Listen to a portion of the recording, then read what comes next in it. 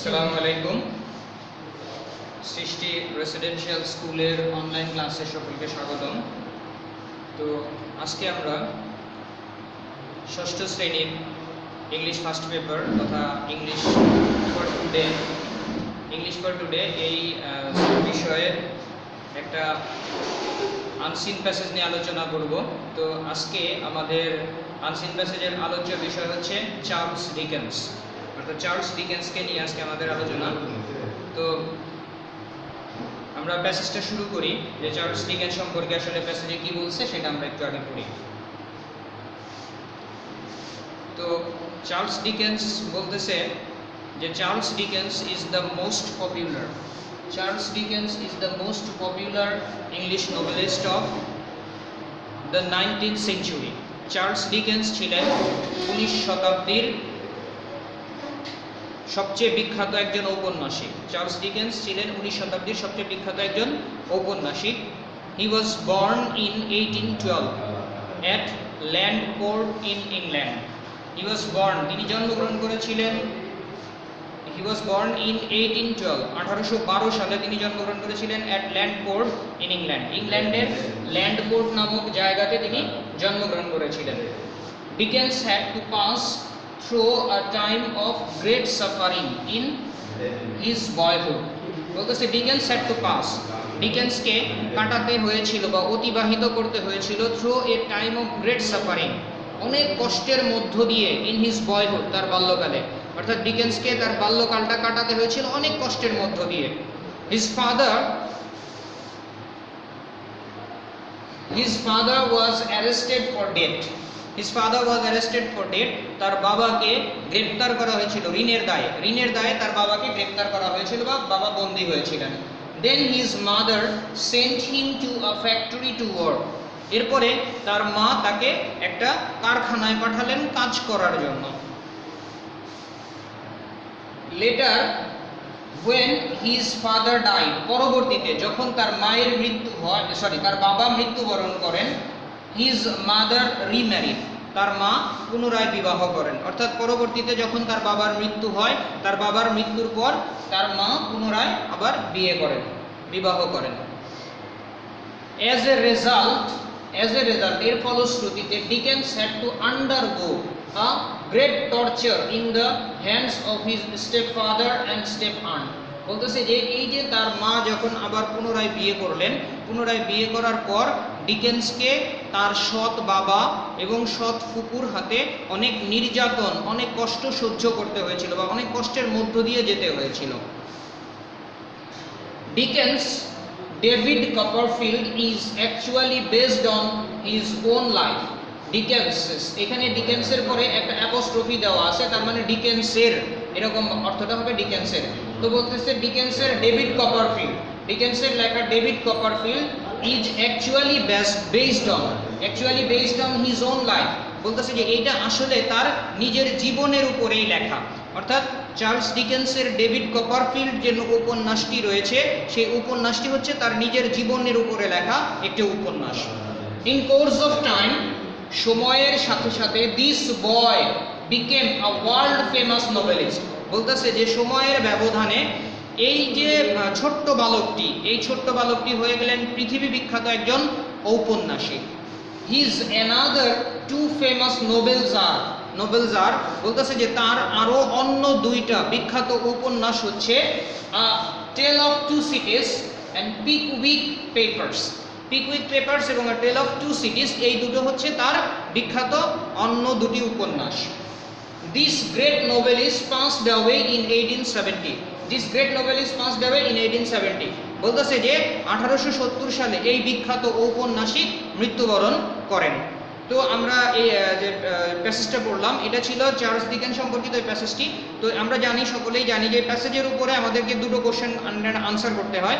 একটা হচ্ছে যে ইনফরমেশন ট্রান্সফার টেবিল এবং একটা হচ্ছে ট্রু ফলস, আরেকটা হচ্ছে ট্রু ফলস। তো আমরা এখন এই ইনফরমেশন ট্রান্সফার টেবিল এবং ট্রু ফলসের উপরে আমরা দেখব। তো ফার্স্ট আমরা যেটা এইটা করব, কোশ্চেনের আনসার করব, সেটা হচ্ছে যে ইনফরমেশন ট্রান্সফার টেবিল। এইটার আমরা আগে আনসার করব, পরবর্তীতে আমরা ট্রু ফলসে চলে যাব।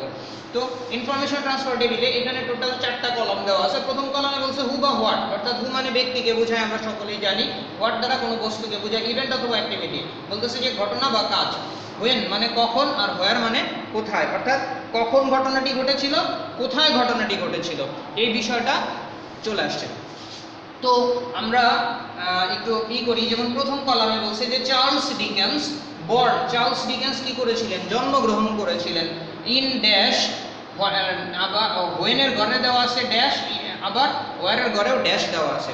তাহলে চার্লস ডিকেন্স জন্মগ্রহণ করেছিলেন, তাহলে এখানে হোয়েন যখন বলছে তার মানে এই জায়গাটাতে আমরা সালটাকে বসাবো, অর্থাৎ কত সালে তিনি জন্মগ্রহণ করলেন। আর এই হোয়ারের জায়গাটাতে আমরা বসাবো তিনি কোথায় জন্মগ্রহণ করলেন। তাহলে আমরা যদি কোশ্চেনের আনসারটা করতে চাই তাহলে আমাদেরকে একটু পেছনে ফিরে যেতে হবে, অর্থাৎ আমাদেরকে প্যাসেজে ফিরে যেতে হবে। প্যাসেজে ফার্স্ট বলছে যে Charles Dickens was born in 1812, অর্থাৎ তিনি 1812 সালে জন্মগ্রহণ করেছিলেন। And LAN port, England. LAN port, England, ইংল্যান্ডের ল্যান্ডপোর্টে জন্মগ্রহণ করেছিলেন। তাহলে আমাদের যে 1 নম্বর যে কোশ্চেনটা আছে, 1 নম্বরের যে কোশ্চেনটা, এই জায়গাটাতে আমরা লিখবো ইন 1812, অর্থাৎ 1812 সাল, এই জায়গাটাতে হবে 1812 সাল। আর হোয়ার, এই জায়গাটাতে আমরা লিখবো ল্যান্ডপোর্ট, ইংল্যান্ড। ল্যান্ডপোর্ট, ইংল্যান্ড, অর্থাৎ ইংল্যান্ডের ল্যান্ডপোর্টে তিনি জন্মগ্রহণ করেছিলেন। এরপর বলতেছে dash was sent to factory to work.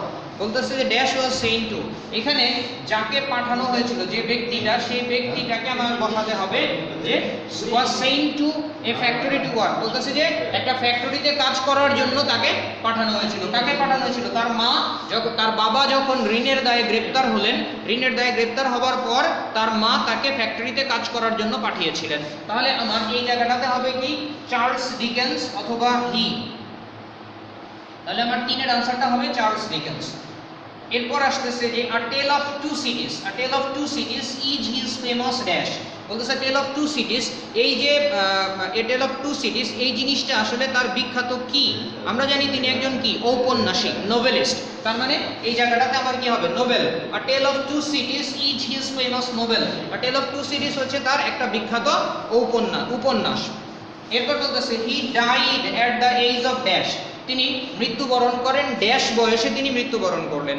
তো আমরা প্যাসেজে যেটা পড়েছি, সেই প্যাসেজে আসলে কোনো বয়সের উল্লেখ নাই, সরাসরি বলা হয়েছে সালটাকে দেওয়া হয়েছে যে তিনি 1812 সালে জন্মগ্রহণ করলেন এবং 1870 সালে তিনি মৃত্যুবরণ করলেন। অর্থাৎ 1870 থেকে 1812 সালকে যদি আমরা বাদ দেই, যে সাল যত বৎসর হয় ওই তত বৎসর বয়সেই তিনি মৃত্যুবরণ করেন।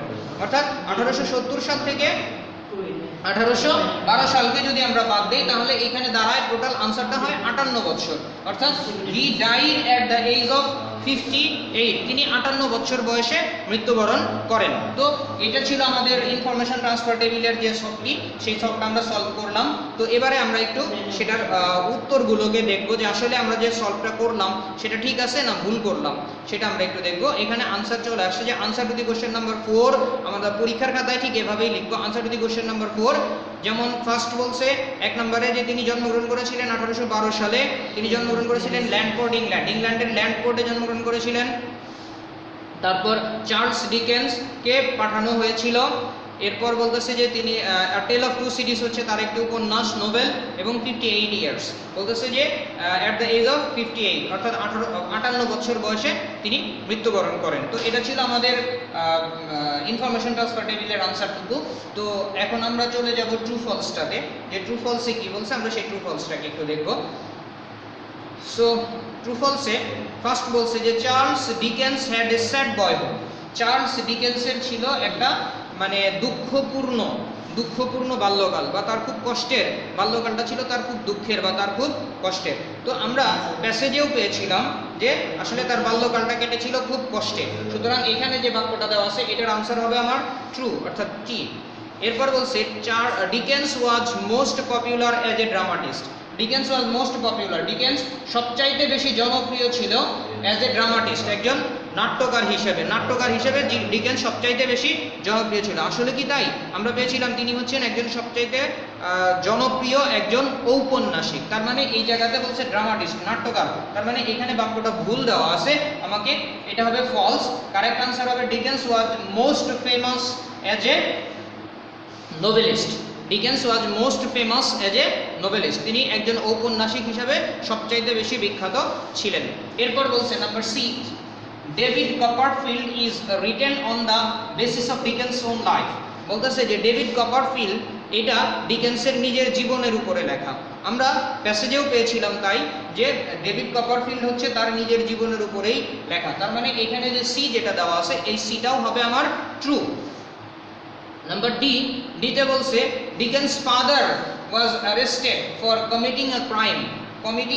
কমিট ক্রাইম মানে হলো অপরাধ করা। তো বলতেছে যে ডিকেন্সের বাবা একটা অপরাধের কারণে তাকে গ্রেফতার করা হয়েছিল। আসলে কি ডিকেন্সের বাবা কোনো অপরাধ করেছিল? না, ডিকেন্সের বাবাকে আসলে গ্রেফতার করা হয়েছিল ঋণের দায়ে। ঋণের টাকা পরিশোধ করতে পারেননি, এই কারণে ডিকেন্সের বাবাকে গ্রেফতার করা হয়েছিল। তার মানে এখানে যে বাক্যটা দেওয়া আছে এই বাক্যটা হবে ফলস। তাহলে কারেক্ট আনসার হবে Dickens father was arrested for debt. Dickens father was arrested for debt, অর্থাৎ তার বাবা গ্রেফতার হয়েছিলেন ঋণের দায়ে বা ঋণের জন্য তার বাবা গ্রেফতার হয়েছিলেন। এরপর বলতেছে his step father and step aunt tortured Dickens a lot. বলতেছে যে তার সৎ বাবা এবং সৎ ফুফু এরা ডিকেন্সের উপরে প্রচণ্ড অত্যাচার করেছিল বা নির্যাতন চালিয়েছিল, অনেক নির্যাতন চালিয়েছিল। তো আমরা প্যাসেজেও তাই পেয়েছিলাম যে ডিকেন্সের সৎ বাবা এবং সৎ ফুফু তাকে অনেক কষ্ট দিয়েছিল, অনেক নির্যাতন করেছিল। তার মানে এইখানে যে বাক্যটা দেওয়া আছে অর্থাৎ নাম্বার বাক্য, এই বাক্যটাও আমার ট্রু হবে। তো আমরা ট্রু ফলস গুলোকেও সলভ করলাম। তো এবারে আমরা একটু আনসারগুলোকে দেখি যে আসলে আমরা যে আনসারটা করলাম সেটা ঠিক আছে কিনা। তো আমরা পরীক্ষার খাতায় লিখতে গেলে ফার্স্ট আমরা এভাবে লিখবো যে answer to the question number 5, তারপরে যদি ট্রু হয়, সত্য হয় তাহলে শুধুমাত্র টি লিখবো, আর যদি ফলস হয় তাহলে প্রথমে লিখবো ফলস এফ, এরপরে লিখবো কারেক্ট আনসার, তারপরে লিখবো Dickens was most popular as a novelist. ডিকেন্স একজন ঔপন্যাসিক হিসেবে সবচাইতে বেশি জনপ্রিয় ছিলেন। এরপর বলছে সি নাম্বারেও ট্রু, ডি নাম্বারে ফলস বলা আছে। ডি নাম্বারে কারেক্ট আনসারটা হবে Dickens father was arrested for debt, অর্থাৎ ডিকেন্সের বাবা ঋণের দায়ে গ্রেফতার হয়েছিলেন। এরপর ই নাম্বারের আনসারটা হবে ট্রু। তো এটা ছিল আমাদের চার্লস ডিকেন্স সম্পর্কিত আলোচনা। তো এরপরে এই প্যাসেজটাকে তোমরা বাসায় ভালো মতো পড়বে এবং ট্রু ফলসগুলোকে করবে। তারপরে যদি এটা বুঝতে কারো কোথাও কোনো সমস্যা থাকে আমাকে জানাবে, আমি যতটা সম্ভব সলভ করে দিব। তো আজকে এই পর্যন্তই। ভালো থাকো, সুস্থ থাকো। ধন্যবাদ সবাইকে। আসসালামু আলাইকুম।